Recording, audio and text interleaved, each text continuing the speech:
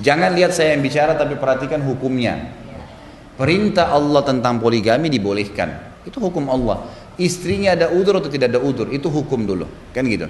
Tinggal bagaimana cara mengaplikasikannya. Saya kan pernah bilang, untuk perempuan dan laki-laki yang akan poligami, ini program, ini nggak bisa hari ini poligami besok langsung nikah, itu bukan begitu. Ini program, salah satu perintah agama Allah. Orang umroh dulu, kemudian dia haji misalnya, gitu kan puncaknya. Beda antara orang yang sudah umroh berapa kali terus haji, dia nggak kaget dengan orang yang tiba-tiba langsung haji. Betul dia dapat pahala, tapi dia butuh ekstra tenaga, ekstra semuanya, gitu kan. Saya bahasakan ke majelis-majelis saya, bapak-bapak yang ingin poligami, ini jangan dibahasakan, oh ini karena Allah bolehkan saya, maka spontanitas saja begitu. Enggak. Ini level ibadah. Seperti kita kerja di satu kantor, gaji yang sama, ya, tingkatan jabatan yang sama, tapi pekerjaannya ditambah, kan gitu. Nah, saya bilang kepada majelis saya, bapak, kalau bapak-bapak rasa bisa, mampu, orang poligami itu harus punya ekstra ya, saya gituin. Ekstra tenaga, ekstra materi, ekstra waktu. Bapak-bapak yang suka tidur banyak itu nggak bisa nikah poligami, karena nanti bagi malam dengan istrinya, istri malam haknya istri, bisa saja begadang sampai subuh tuh ngobrol apa itu haknya istri, ya nggak boleh. Pagi dia kerja ngantuk, itu risikonya, gitu kan. Jadi harus ekstra semua nih. Ya, itu. Kalau merasa bisa, maka lengkapkan dengan poin terakhir. Poligami bukan cuma Anda sendiri, istri juga. Dia harus bisa dilibatkan di sini.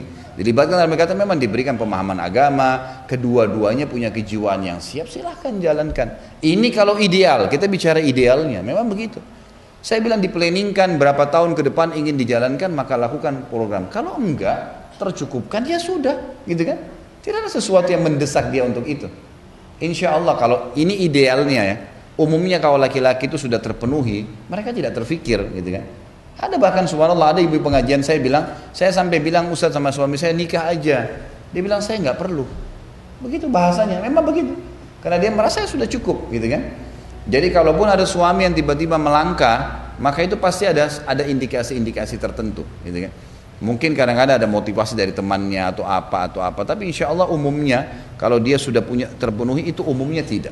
Dan saya rasa mungkin ibu-ibu sudah tahu kan gitu, kalau yang memang suaminya selama ini ibu layan dengan baik, saya yakin dia tetap biasa saja gitu kan.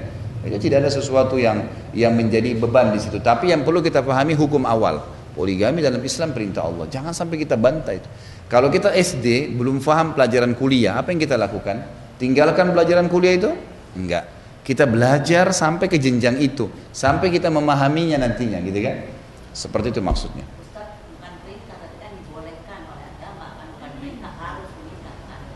Perintah itu Bu bisa berisi wajib atau sunnah. Loh, perintah bisa berisi wajib, bisa sunnah. Tapi kalau saya bahas, kan ibu tadi menggarisbawahi kata-kata saya perintah. Emang perintah bisa wajib, bisa sunnah. Perintah Allah terhadap sholat 5 waktu wajib. Perintah Allah terhadap sholat sunnah, gitu kan. Kalau masalah dalam poligami sunnah. Iya. Tapi jangan terbawa perasaan Bu, karena gini. Sering kali saya isi pengajian begini, gitu kan. Pada saat saya bicara masalah poligami, subhanallah ada saja di antara ibu datang ke saya. Setelah itu, Ustaz, saya berpoligami Ustaz. Hukumnya bagaimana? Suami saya begini, suami saya begini. Ada orang yang sedang menghadapi kasus itu di lapangan. Makanya jangan kita tarik kasus kita pribadi, karena kasus orang berbeda-beda, gitu kan. Berbeda-beda, kita tidak tahu. Ya itu masalah lain lagi. Itu perlu kita dalam tuh, dicari tahu kenapa dan itu panjang. Saya nggak bisa jawab ibu spontan, oh harusnya begini, susah gitu kan. Kita nggak tahu masalahnya apa.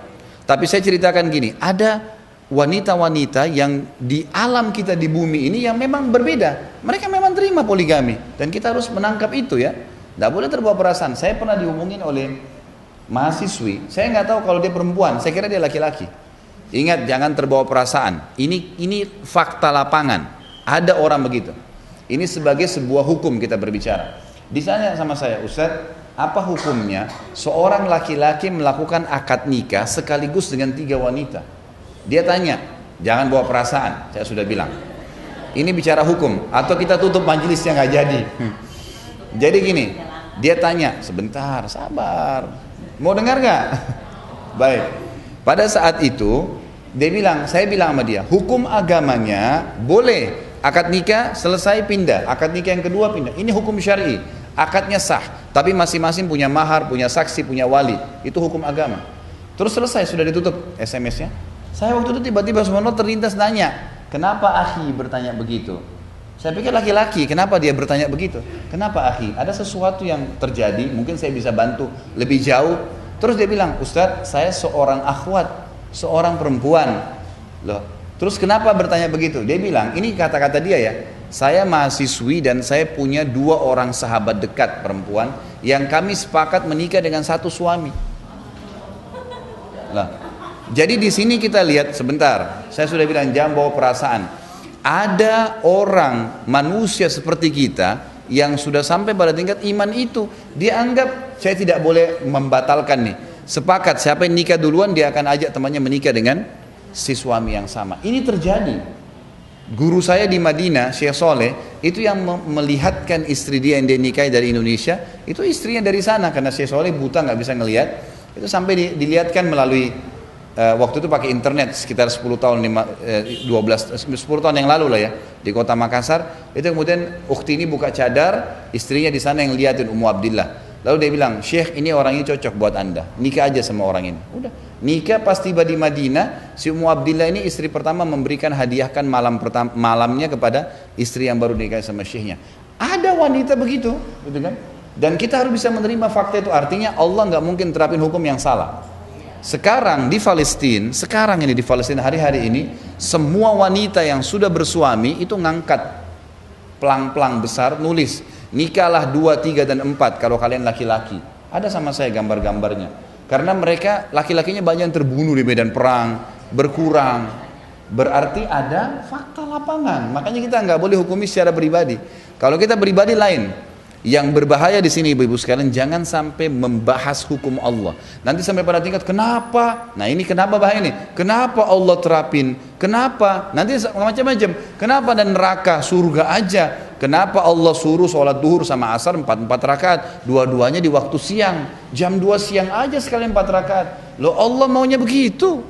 Kan gitu. Allah pencipta langit ini maunya begitu. Kita yang adaptasi, bukan Allah yang adaptasi. Gitu ya. Jadi begitu memahaminya, Allahu a'lam.